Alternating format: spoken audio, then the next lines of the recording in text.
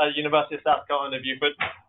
Edward received his Ph.D. in chemistry from North Carolina State University under the supervision of Professor Edmund F. Bowden in 2010. After his postdoctoral fellowship in the Department of Chemistry at the University of Pennsylvania in the lab of Professor David W. Christensen, he joined the Department of Natural Sciences at USC Beaufort in Bluffton, South Carolina, as Assistant Professor of Biochemistry in 2013. In 2018, he was awarded tenure and was promoted to the rank of Associate Professor of Biochemistry and Structural Biology, and then followed through to being promoted to the rank of Full Professor in the summer of 2023. Edward's lab studies involve investigations of the hemoglobins of marine worms belonging to benthic environments. He leads a research group that uses molecular biology, biochemistry, structural biology, and bioelectrical chemistry with a focus on marine systems. In other projects, he has carried out drug discovery ventures on selected enzymes of parasites that cause neglected tropical diseases. And today, Edward will be talking to us about the electrochemical evaluation of Amphitrite ornata, Dehaloperoxidase, for the development of Biosensor and Bioelectrocatalytic applications. Edward, thank you very much for joining us.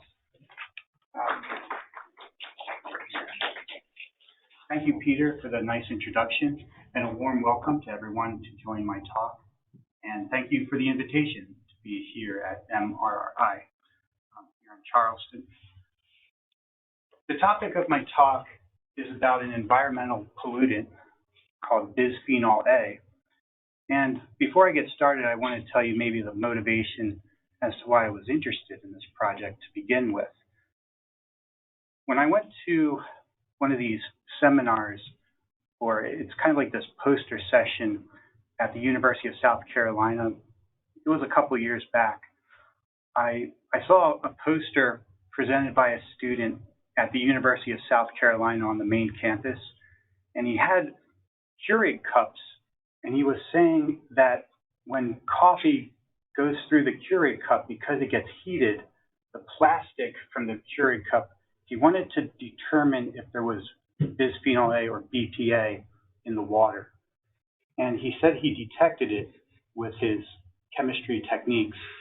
And I found that an interesting thing and kind of alarming, because after reading about it, and I'm going to go into some of the implications as why we should avoid it, I thought it could be an interesting study to create or work towards a biosensor to determine if there could actually be BPA in water. And more so, could we actually do a technique where we can employ bioelectrocatalysis and degrade or oxidize this contaminant?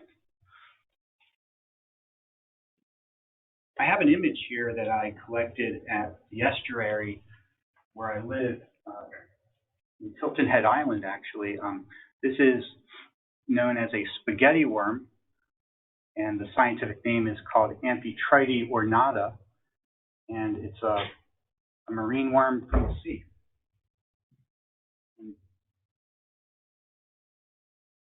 It expresses a hemoglobin, and that's what gives it its red pigment, and it just acts as an oxygen transport protein. But back in the 1990s, it was determined by Sally Wooden, who was a pioneer in this field, that this peroxidase activity is what allows the worm to survive in the contaminated sediment where the worm burrows. For example, it lives in pluff mud, and there are other marine worms that live amongst it, such as Notomastus lobatus. That's a very long, large worm. It actually, I've been looking for this worm. It almost looks like a snake in the sense that it's that long, and it can burrow these helical structures into the pluff mud.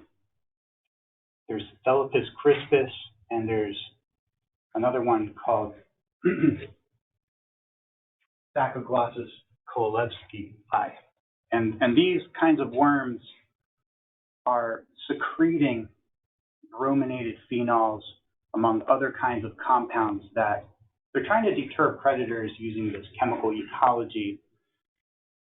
But Amphitrite ornata does not produce any kinds of these compounds. It just has an enzyme to help detoxify them, make them more water soluble, and so that it could survive in this harsh environment.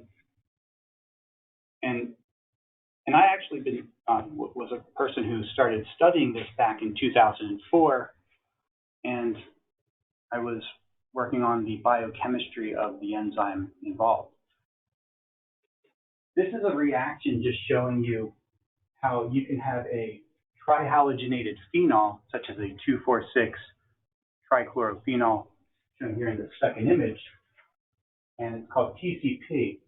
And if you put it in the presence of the enzyme or this hemoglobin, and you add hydrogen peroxide, you will see the decomposition of TCP, and it gets turned into a dichloroquinone, where it loses its chlorine from the para position of the compound.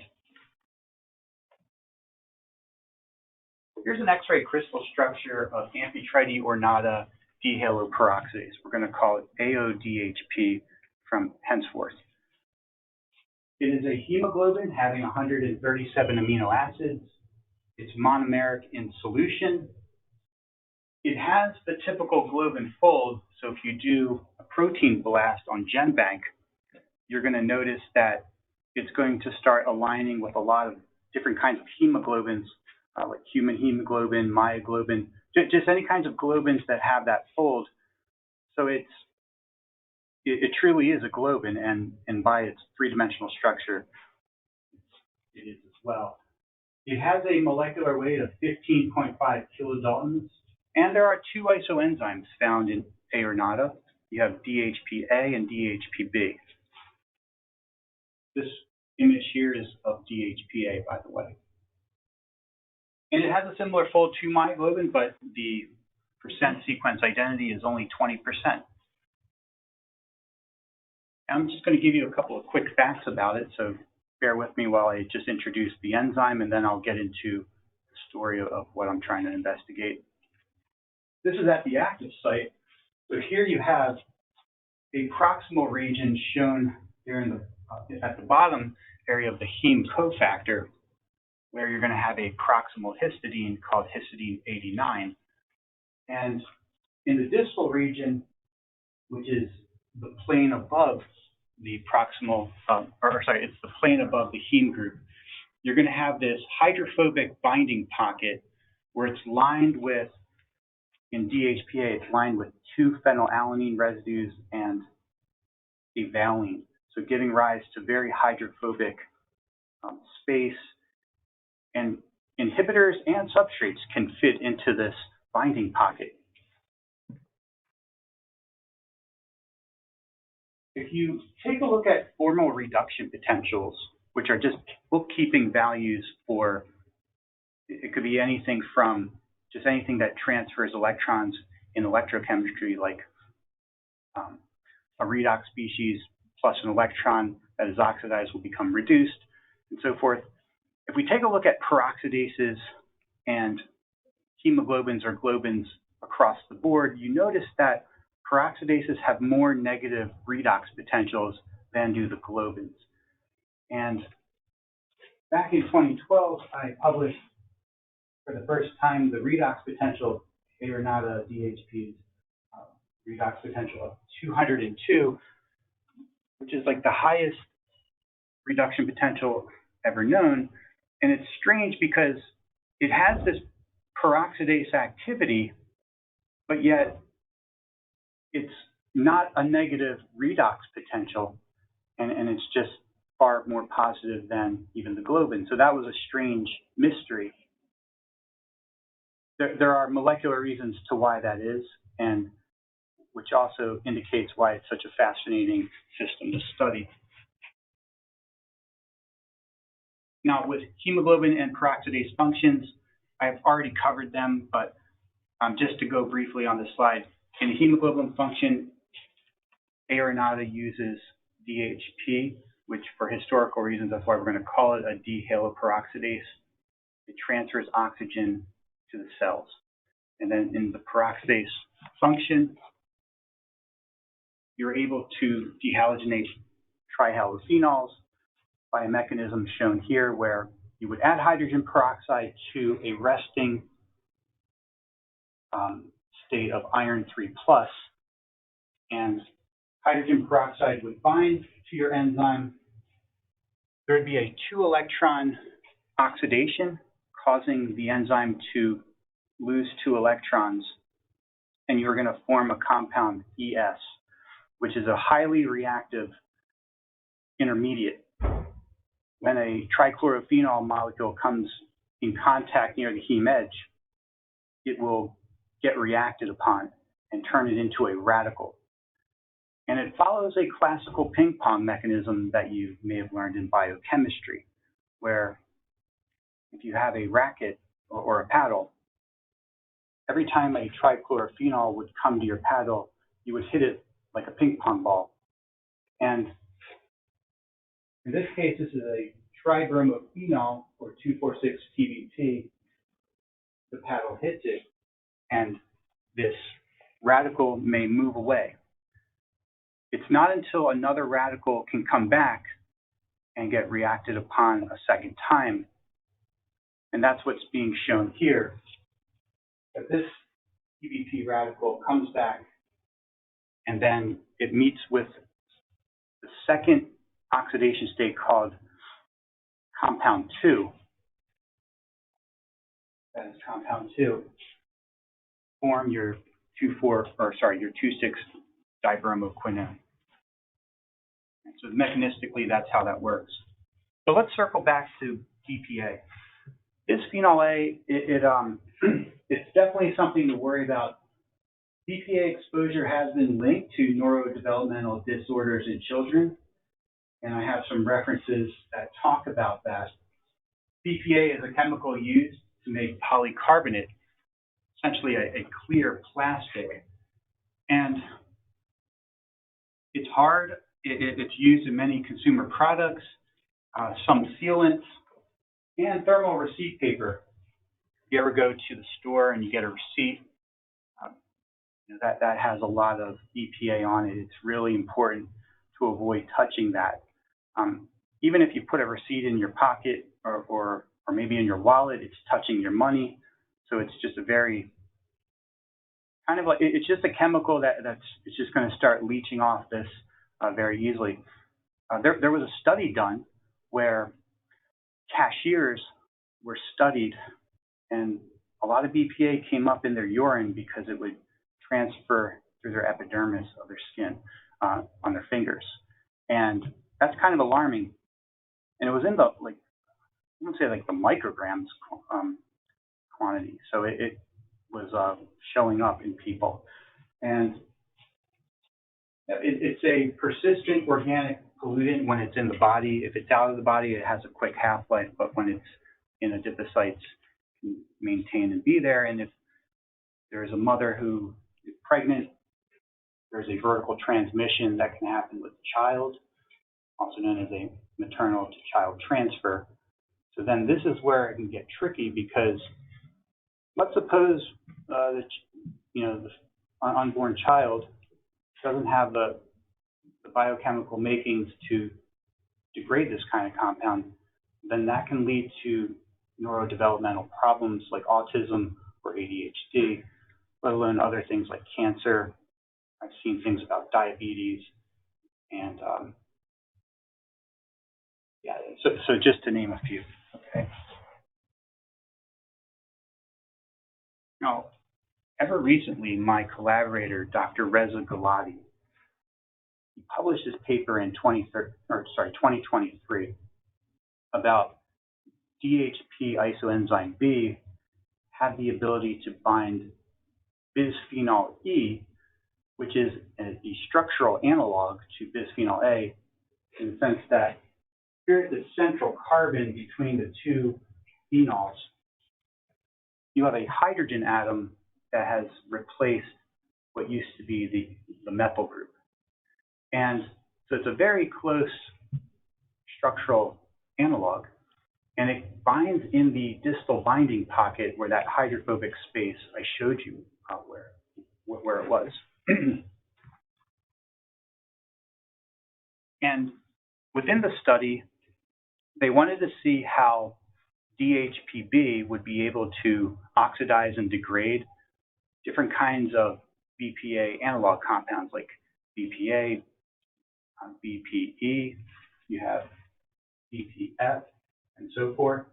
But if you take a close look at BPE and BPA, you see that at pH 7, under 5 minutes of reaction time, you get about 70% conversion, 60% conversion, where you just use one significant figure on that. That's pretty good. And furthermore, it appears that the mechanism at play is following a peroxidase mechanism. And he went on and he showed how he could demonstrate that, and it was mainly with isotopically labeled studies and using GC and LC mass spec for quantifying things. Now, the products of the BPA degradation are these compounds labeled here in red. You have a 4,2-hydroxypropan-2-phenol and a 4-isopropenyl phenol, which, because you have disrupted the biphenols ring system into two smaller segments, it's going to be less toxic to the cells, because bisphenol A, you are to superimpose this chemical structure onto something like, say, like a cholesterol or just like a steroid backbone, it has a mimic to that. So by simply having it cleaved in half, really reduces that toxicity. So it's very interesting that this worm that I have studied ever since graduate school and then returning back to it, and having seen that presentation by that undergraduate student at USC on the Keurig cups, that it's really kind of brought me back to want to study this further.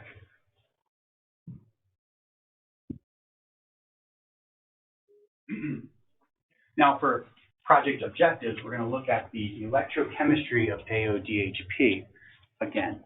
Okay, so it's a rectifying of the experimental. Now, to begin with this, we're going to do some protein engineering work, and we're going to obtain the iron 3 iron 2 oxy redox couple as a probed couple. I'm going to get into that.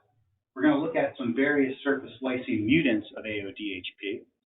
And keep in mind, I have this system where we don't have to collect worms anymore and extract the protein from the worm. We don't have to do that. We have everything in DNA, and we could grow this protein in E. coli bacteria. So you could preserve the worms, and you could, and that's a great thing about technology, because when you're out in the field and you're collecting these worms, the last thing you want to do is you want them to live, because they're beautiful animals. Hence its name, Amphitrite ornata. So it's given that name for how it looks. Secondly, we're going to optimize conditions that favor the stable adsorption of AODHP onto an electrode surface for any electrochemical experimentation. We want to have an electrode where we can essentially immobilize the protein onto that surface and functionalize it. Because eventually what I want to do is I want to have BPA in solution diffuse to the enzyme, have the electrode convert into, let's say, a compound ES in situ, and then detoxify the compounds in the electrode and be able to detect the current signals and make sense of the equations for limiting current or Levitch current that I'm going to talk about. And then the last objective is to advance the development of an AODHP biosensor and bioelectrocatalytic device targeting the environmental toxin BPA. I need to go over what cyclic voltammetry is, because that's the main technique I'm going to talk about here for the data that I've collected and processed. So cyclic voltammetry is a technique used in chemistry that if you were a student of chemistry, you would have come across this technique maybe in an analytical chemistry course. But voltammetry gets its name because you're looking at volts, or you're looking at potential. So you have an instrument called a potentiostat, and essentially what you're doing is you're scanning, you're going from a positive to a negative potential, and then you're reversing back to a positive potential versus time. So I have this triangular waveform to show that.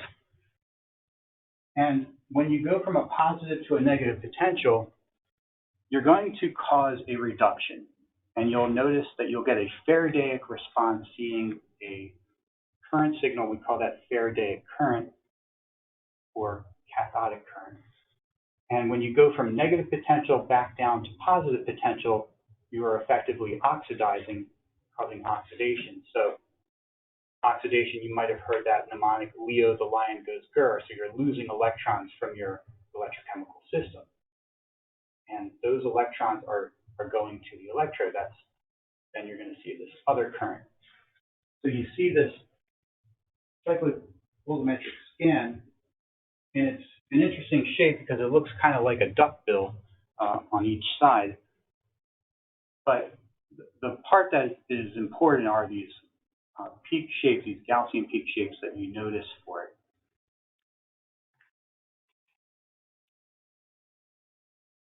And this is an electrochemical cell design that you can use for cyclic voltammetry. That was a design that was made by my graduate research advisor, Dr. Edmund Bowden at NC State. Now, this is a 1990s design, but I'd have to say it was probably invented a lot earlier than 1990. That's just kind of when they had the time to publish it. It's a really cool design because if you walk through ACE hardware, you'll see a lot of the kinds of parts that were used to build it. So I always wondered, and I need to ask them, I said, when your grad students made that, did they just kind of like walk through the plumbing section? Because I mean, literally you see the same parts. And then the brass contact, it was like a Hobby Lobby, but I couldn't tell you if Hobby Lobby was around in 1990 or maybe in the 1980s.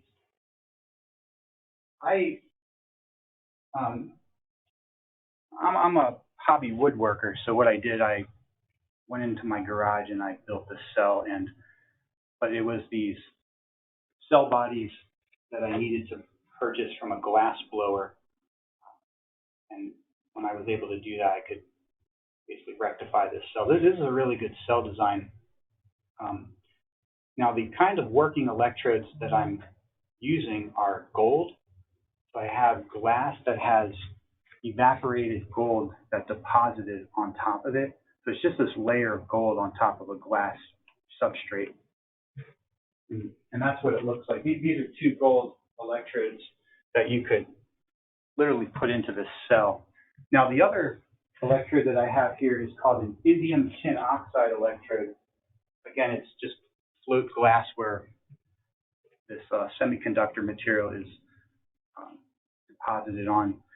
They have different kinds of electrodes like tungsten oxides. You can get tin oxides, antimony tin oxide. So you'll see here in my talk that I kind of go through the different kinds of electrodes just to see how can we get that signal for AODHP to give those cyclic voltammograms. Because that's kind of one of the challenge. Doing bioelectrochemistry, it's easier said than done. There's a lot of parts that have to be right. Like you have to have a very pure protein in order for it to work. So you have to have really good SDS pages when you're running your gels. You want to make sure your electrode surface is extremely clean. So you have to do successive rounds of sonication in soapy water, things like that. You're just blasting sonic waves to make the surface very clean. All right, let's see. And the strategy that I employ is called protein monolayer electrochemistry, or PME for short, where you could take these, for example, like 15.5 kilodalton enzyme, and it has a positively charged patch about its heme edge. And what we can do is we could have a self-assembled monolayer chemisorbed to a gold surface by sulfur atom. But here you have these alkane thiols, and you have sulfur that is binding to gold irreversibly, but at the end, you'll have a carboxylic acid group that when you're at a pH that's high enough, like let's say pH 6 or 7, you'll deprotonate that until you have a negative charge. So what you could do, you could take an enzyme that is positively charged like AODHP, and you could electrostatically adsorb it to the surface, but you have to have a buffer that had a low ionic strength. So for example, not having too many salt ions dissolved in that water. The moment you start putting a lot of salt, you'll get a desorption event where it wouldn't even want to interact. So you're essentially creating like think about like sodium chloride, how it exists as a salt crystal, where you're not going to see it because it's just so small and it's right at the surface.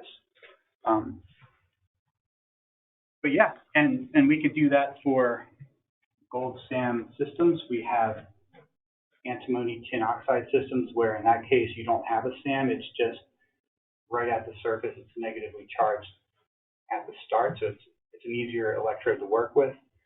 And these proteins have been studied that way where you can get cyclic voltammograms and looking at that Faraday current. Cytochrome C is going to be one of your best case scenarios of a PME system, just because in nature it's evolved to be, because that's what it is, it's an electron transport protein. And if you inspect cytochrome C, you'll notice that there is a +7 positive patch of lysine residues. So that's one of your amino acids that has a positive charge. And it's just very interesting how it's a +7 patch. So that's kind of like a starting point number just to know, or just like an in-house number to be aware of. And if you put this on any of these electrodes that I just showed, you get these amazing examples of cyclic volumetric scans. Okay, and so I want to show you how the surface looks like exterior of the heme edge on AODHP for the wild type, where you have actually a +4 patch of lysine residues. Where the residues of interest are K36, K51, K58, and K87 shown there, but as a cartoon model, I'm just indicating those lysines as positive charges, okay? And the idea, again, we want to dock it here on this negatively charged SAM surface on gold. And when you do that, you can get the cyclic voltammetry to work. I was able to publish this result for the first time in 2013. And it is, I have two redox couples shown here. One is the anaerobic, where I had to design a cell where you can have to remove all the oxygen, basically. And then you can get the iron 3, iron 2 deoxy redox couple. But if you have ambient oxygen, you'll get another cyclic voltammetry signal that is shifted in its reduction potential almost by 100 millivolts. So there's a mechanism as to why that value changes. And in that study, we optimized the response by looking at different SAM surfaces. And that's what I'm showing you here in this table. But it wasn't a perfect story, because when we were able to get that cyclic volumetric signal, there was an unusual effect that occurred where you would see a fleeting signal. So for example, you would do the electrochemistry and you would get that fantastic looking signal, but then over time, as you would run it, the peak currents would diminish, and they would diminish progressively. We call that the fleeting signal effect. And we looked at maybe what's going on here. Is it just desorbing off of the surface? So we, kind of like our groundbreaking, or our kind of like our discovery experiment where we actually found it. It was 6 millimolar potassium phosphate buffer pH 6. Okay, and that had some kind of ionic strength. So we said, why don't we just lower the buffer concentration to remove more ions, and maybe it'll give us that signal and it'll stay put, won't go anywhere. Cytochrome C doesn't ever flee. It's always, you know, you could scan that thing 1,000,000 times and it'll always be on there. Very interesting. But this one goes away. When we brought it down to 1 millimolar for an ionic strength, we have the black trace on the cyclic voltammogram, and it turned out to be like the best scenario. So we thought, yeah, it was a, you know, this +4 patch, it's just not as good as a +7 patch. So that's why you have to lower the ionic concentration. That's what we figured out. But then, furthermore, if you worked with that 1 millimolar ionic strength and you looked at kind of like a time study, it was sort of like how long could you go? We went all the way up to 20 hours. So for example, you would run a cyclic voltammogram, get a signal, and then you would put your cell back into the refrigerator, and then you could come back at the next time point, which is blue. At 1 hour, your Faraday current went down a little bit. So we're losing surface coverage of electroactive species there on the surface. Okay, we came back 3 hours, 5 hours, 7, 9, and 20 hours. And there's, again, this progressive decrease. Again, we're at 1 millimolar ionic strength. What we thought was to take care of the desorption problem. Turns out that if you add a 2 micromolar solution of AODHP in the supporting electrolyte, kind of like in the liquid above that protein monolayer, you get this effect. So that meant that it was desorbing on the surface. Mainly what's happening is the heme prosthetic group, when it's bound to the electrode, is probably getting released, and then you're going to lose your electroactivity. That's not really going to happen in cytochrome C because the distal ligand and the proximal ligand are keeping it locked in as a 6 coordinate to the iron ion. But in this case, we have a 5 coordinate system. You only have a proximal ligand that coordinates to it from the protein to the prosthetic group. So the stability of that heme group is a lot better in a cytochrome C than it is to DHP. But again, well, think about it like that. We need to have the distal histidine not coordinate to the heme iron, because then we can't have those like compounds like BPA binding in the binding pocket, basically. Right. So there are trade-offs to having an enzyme like this to also perform in the same way that we would want it to perform, like Cyte-C. And that was kind of like where I left off in 2013, but then now I'm revisiting, and I wanted to figure out maybe we can make some lysines added to that surface. Okay. Because what's happening here with this 1 millimolar ionic strength, it's just too low. You don't have that many ions in solution. Your salt levels are very low. So there's something called salting in, where a protein would just crash out in solution. If you've ever done dialysis with a protein and you were at like kind of near deionized water, that's why they say in biochemistry you never want to dissolve a protein in deionized water, it'll crash out. You'll get these white flakes. Well, that's kind of like the level that we're working at right here. So I think it was more of a denaturation problem, but we could fix that. It just requires engineering. We have to add lysines, and then we could increase the concentration of salt. Okay, so here's what we made. This is your wild type DHP here on the top of the +4 lysine patch. And then I have a mutant here called the 6 mut, where we're adding 6 lysines because we want to make a +10 patch. Okay. This is the 4 mute having a +8 patch, and then that's a 1 mute having a +5 patch. And I wanted to see how would the electrochemistry work out for each of these mutants moving forward. One important design consideration when you do a study like this in mutagenesis is that in protein monolayer electrochemistry, you want to make sure your heme edge is facing the electrode so that you can establish an electron tunneling effect, because these alkane thiols are very far away in distance from the gold electrode, for example. And for an electron to transfer from the protein's heme group to the electrode, it has to transverse a very far distance, and it can only do that through tunneling.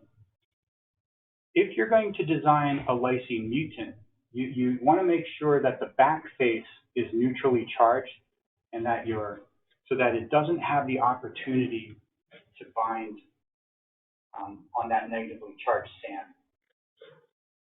So we made sure that the back face had a neutral electrostatic profile, and we would just, from an X-ray crystallography point of view, we would put the charges near that heme group. Now, if you run an ATO electrode with a scan rate of 50 millivolts per second, you get a background signal that looks just like that, and that's as expected. When we adsorbed the DHP, the +5 patch mutant, that's the 1 mutation, we are observing now a signal just like that. So this is very preliminary work.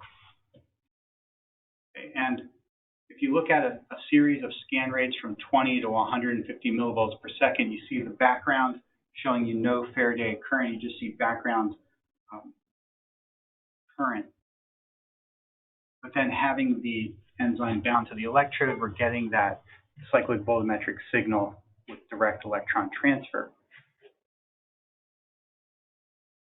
Now, moving forward with this, I want to look at different electrodes like ITO and taking a look at the gold with the SAM composition on it.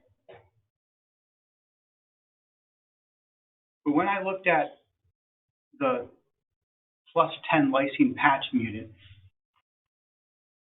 we had a problem with having a very poor yield from E. coli overexpression, and essentially the purification was not finalized. There's a RZ ratio of less than 1. That means that you don't have a lot of heme that is going into the protein. So you want to have RZ ratios greater than 4 in order to have that you have a really good purification. There are these 2 residues that I determined, M86 and Q88, that are forbidden, that you shouldn't mess with those, because when you turn those to lysines, that's going to make a heme cofactor get really hard to go into the protein. And we weren't able to get electrochemical results from this. But if you reverse mutate back your M86 and Q88, you're going to get an excellent yield from E. coli. We could finalize our purification, and we have an RZ ratio of greater than 4.2. That's consistent to wild type. We don't have electrochemical results so far, but my lab is working towards basically using the ITO electrode to do that. Now, with some future plans, I want to acquire the X-ray crystal structures of the surface lysine mutants complex with BPE or BPA. And that would be good to know that, because we want to make sure that these mutants can indeed bind these environmental toxicants if we're going to move forward and let's say we're going to make a BPA or BPE biosensor. Okay, so that will give us some proof. Perform the peroxidase assay with the mutants in the presence of BPA so we can understand McAllis-Menten kinetics, and we can compare that to the wild type just to make sure that the mutations haven't altered that for basically like quality assurance measures. And then eventually to detect for the presence of BPA in a water sample using AODHP immobilized on an electrode surface as an electrochemical biosensor, and to establish a bioelectrocatalysis protocol for AODHP on a working electrode. It is conceivable that if this could work in the end, that you could have a high surface area electrode where you adsorb this redox protein, and you could somehow create like a flow-through cell that it could start, like if the water that was going through the flow-through cell had BPA in it, that you could poise a redox voltage, or sorry, you could poise a voltage on a potentiostat, and you could essentially clean up the water and break down these compounds. But in order to do something like that, we would have to go from our redox probe of the iron 3, iron 2 oxy couple, which is shown here on the right, and we would need to go to an iron 4 plus iron 3 plus redox couple, which would be at a higher voltage. But again, you can't really do that unless you have a system that is stable on that surface, because if it's fleeting, trying to tell a potentiostat to access that higher redox couple is an enormous feat. And essentially, by ripping off 2 electrons, say one from the iron ion to make it iron 4 plus, and then ripping off another electron from an amino acid, that causes instabilities as well. So, for example, if you do an assay and you're using hydrogen peroxide to do this kind of peroxidase chemistry, you don't really want to put too much peroxide in there because you can damage your protein. So it's kind of like, so if we're going to be able to do this, it would be a significant leap forward, but it would be kind of interesting if we can do that. But again, the first step is we have to stabilize that electrostatic attraction. And I'm almost finished here. I just wanted to show you this. This would be the kind of technique you would need to use if you're going to use a biosensor or bioelectrocatalysis. It's called a rotating disc electrode, where that original electrochemical cell that I showed you would have to change, because you would need to have an electrode that would rotate at very high speeds. And by doing so, you're causing, like in a controlled speed environment, it gets into what's called hydrodynamic voltammetry, where you have different kinds of flows inside the water. You could have turbulent flow or a laminar flow. But this would be a laminar flow where the water would kind of be drawn up to the electrode and move outward in a very controlled manner. And the current equations that describe that process were already solved. So this is getting into some heavy lifting graduate chemistry stuff here, but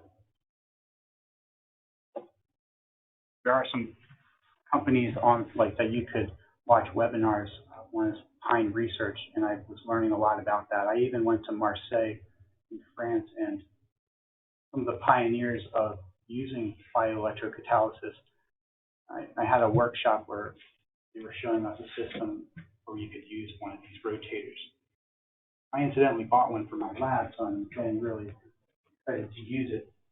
But it basically goes back to this immobilized enzyme figure, because we want to have BPA as our substrate to move to the enzyme, get reacted upon, because we're going to access that higher redox couple, that iron 4 plus I showed you. But here's the problem if you use that cell that I had, the cell that my graduate advisor had. Once you would break down BPA, the product would be in the vicinity of the electrode. It would not diffuse away. So you need to have this rotating disc electrode and the laminar flow to really move those products away and allow new substrate to come in contact with your enzyme. That's kind of the goal of why you would need to go to this type of system.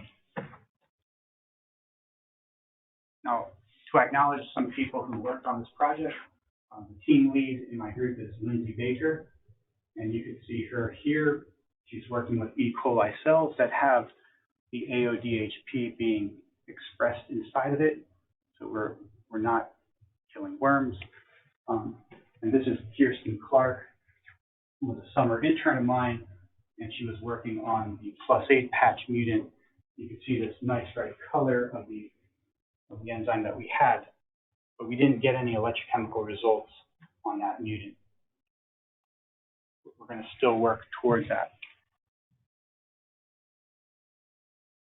And I'd like to acknowledge USCB researchers and other folks in the past and present that I have here. One person that I have not showed is Dr. Stephen Borginini. He's a colleague of mine at USCB. He's brought me to these mud flats where we could dig up the ornata worms, essentially at like a low energy beach. We're going to find them on oyster reefs. And we have other projects ongoing that are more biology related, where there are commensals that live in that same U-shaped burrow as ornata. And I want to answer a question as to, is the hemoglobin of like, let's say this commensal worm, does it have the dehalogenating property, or does it borrow the property from ornata? So I'm trying to answer this question, and that's an interesting project that we could also tie back to electrochemistry. And we are very thankful to USCB for funding from the Sea Islands Institute. Thank you.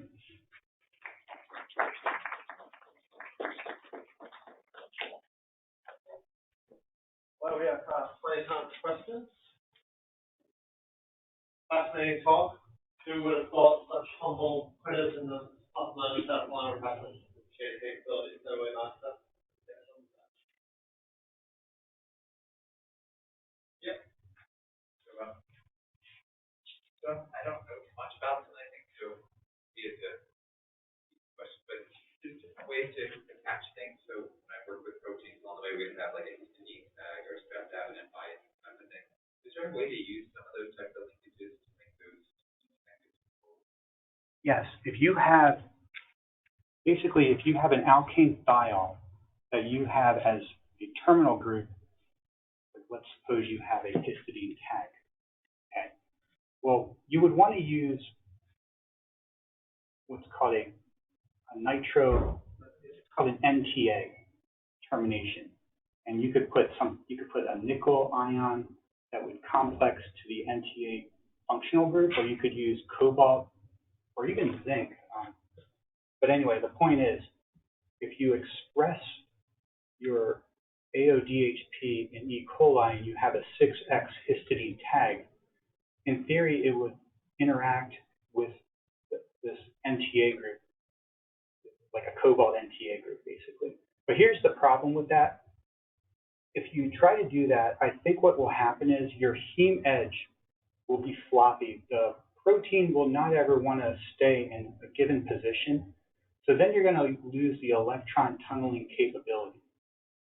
In this case of PME, where we could lock in and have the heme edge face direct, because there's also the problem of the tilt angle of the heme group.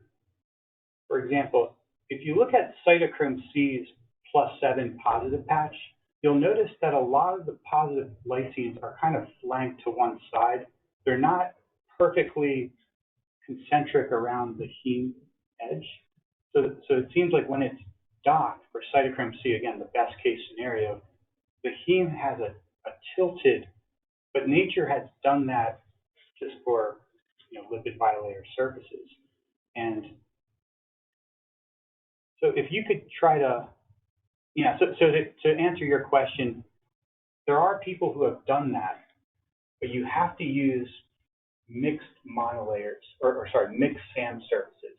So for example, you would use the alkane thiol that you just mentioned, but then you would have another alkane thiol that you add into the mix that could be, that they might be lower in their height, and they could have negative charges on them, so that you could make use of positive negative attraction and then having histidine interaction with the cobalt ligand.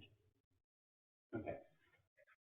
But there was a cool company that used to sell those, and I used to, whenever I had, just a cup of coffee, I would sit down with a company called Assembleon, but they no longer exist. I'll up with that along the way too. Yeah, I just remember just a while back, but we used the histidine tag as a way to purify the protein from bacteria. So it just made it a nice way that we could do the purification. And we use that on this enzyme. So I have a histidine tag on the N-terminus that is encoded into my plasmid, and we run so you have to do like this two-step purification procedure, and that is the first step that we do. You made me think twice every time I go to my mother-in-law's house on John Brown, she offers me coffee out of her Keurig machine, and now I'm like, maybe I should be pre-warning her about the health impacts of Keurig coffee from a BPA machine. But that's just an anecdote, it's not really a question. When Edward and I were chatting just before the seminar, he asked me if anybody in sort of our research group was in the practice of encountering and collecting these specimens. So I'm going to put Denise on the spot a little bit. One of the functions of the seminar series is to look for potential collaborations and overlaps. So Denise, maybe you can talk a little bit about CCAP and let everyone know sort of whether or not you encounter any of these specimens or kind of where you're working. Well, so we're not sampling oyster reefs Right. specifically. What we're doing is collecting sediment from subtidal, either what we call large tidal creeks or open water habitats. And so we send down a grab to bring the sediment back to the surface. We essentially enumerate the entire benthic community, macrobenthic community. And we classically will go to 30 sites a year, so 15 what we consider open water and 15 tidal creek sites. And so it does, we collect water, sediment, benzos, fish, and so it does provide a good opportunity to, if we can somehow leverage the fact we're already going out, and it's throughout the coast of South Carolina, going out and sampling.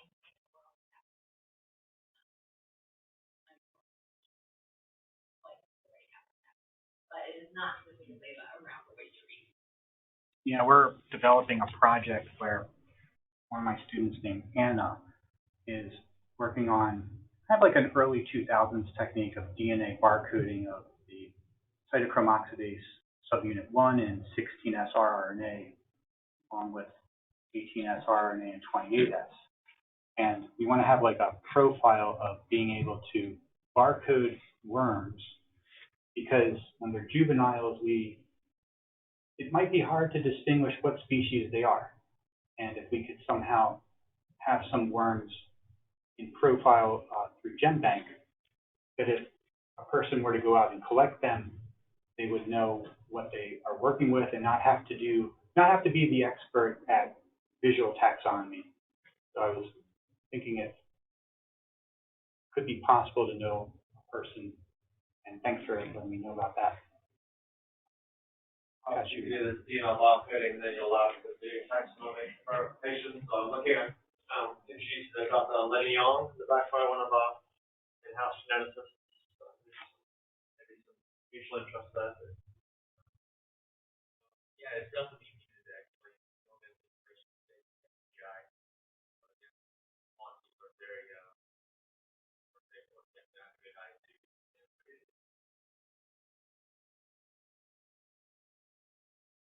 Anybody else?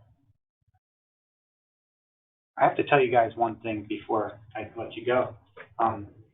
This one commensal worm that is on Amphitrite ornata, it's like a flat worm called Lepidasthenia commensalis, and it literally piggybacks on its back side.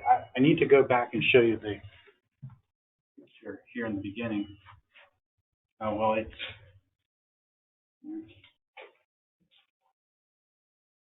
so we would go out into the estuary at the mud flats, and every time I would pick them, you know, off of like an oyster, you would see this worm just because they have the U-shaped burrow, so there's not a lot of room in there, and this flat worm is just hugging this one, so you can pull it off.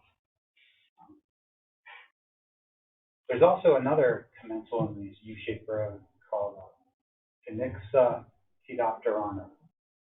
So a small, it's a pea crab, looks like a pea. A couple of, I don't know where the presentation went, but I'll try and figure that out in a minute. Not very good at multitasking. There are a couple of hands raised from folks on the call. So I'm guessing they have a question. So we'll go to Dr. William Cooper first. Dr. Cooper, can you hear me? Yeah, I can hear you. Thank you. Can you hear me okay?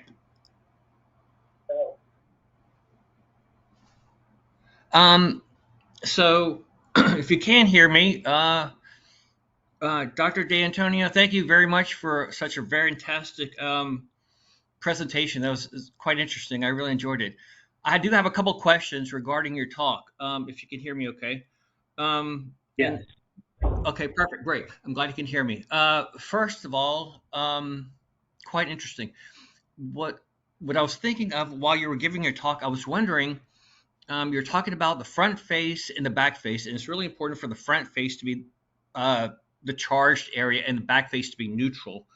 And so, two things. I was wondering if, do you know how far from the front face to the hydroxyl group of the DPA that the maximum distance and yet have electron tunneling occur? And the second part of the question was, going from the patch 4 on up to a higher positive patch, is it a distance removed from the chemistry itself that the oxidation does not get affected? Those are my two questions I had for you. Thank you so much. Thanks, Dr. Cooper. I'll answer your first one right away. Yeah. There have been studies using cytochrome C as a test case as how far you can go for electron tunneling.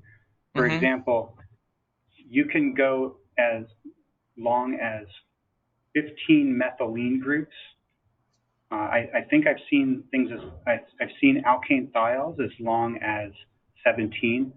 But what happens when you go farther and farther away, your chemical reversibility of the electron transfer reaction starts to diminish. But you do get very good, you get low non-Faraday currents because you are minimizing a capacitive double layer effect. So there are trade-offs to go longer, and so hopefully I could have answered that question for you. Now, for the second question that you had, you were asking about by increasing the positive patch and looking at the negative charges. Right, exactly. What was the question exactly on that one again? Yeah, the question was going from the +4 patch, increasing it on up to the +8 and +10 patch. Are you influencing the oxidation itself? I mean, I understand that's part of the adhesion for the monolayer, but are you influencing the redox itself of the chemistry that's occurring? You probably are, because when you add positive charges, for example, to a protein, I've noticed that your redox potential would be, it could go into a positive direction. Whereas if you added, let's suppose you added glutamates or aspartates having those negative charges in mutagenesis, you would be having the redox potential go into a lower potential, going toward negative values. And all of that is kind of like being considered when we run these. So although you're getting away from the original wild type construct, we have to do control experiments for quality assurance through enzymatic assays using hydrogen peroxide to make sure that we could still degrade BPA. Okay. Thank you. Yes, thanks very much. Those are great questions. We also have a raised hand from Dimitris Baropoulos, who's a researcher at Medical University of South Carolina, just so you know. Dimitri, can you hear us okay? Yes, can you hear me? Yeah, take it away. Okay, yeah, so I was wondering with your DHP, how many cysteine residues does it have? Does it have disulfide bridges? As you know, sulfur has a great number of oxidative states, and I'm wondering whether that might interfere with measuring the heme, the iron binding. Well, I'm not sure about the total number of them. I know that there are not a lot of them in general. I do know that they don't form dimeric complexes. It's a monomer in solution. There's been a study in the early 2010s on that about what is the monomeric or what is the oligomeric state of the protein. Those kinds of things could be mediated by having, you could add beta-mercaptoethanol in solution to keep your protein in a reduced state, so you have just thiol and not any kind of disulfide bridges forming. But I haven't had any problems with that.